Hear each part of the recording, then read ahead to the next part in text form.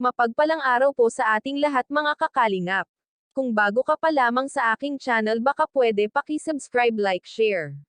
At huwag kalimutan suportahan ang ama ng ating Kalingap Rob na si Val Santos Matubang. Hiling ko lamang po ay pataposan ang aking video para malaman ang nilalaman nito. Kalingap Rob, may bago na naman dumagdag sa mga Kalingap Angels.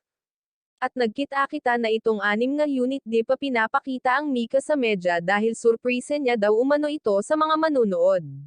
Kaya at excited na rin tayong mga sulad supporter ni Kalingap at ng mga K-Angels dahil nakakatuwa itong mga mababait nating mga tsinita. Kaya sana wag tayong magsawang manood sa Kalingap Rob.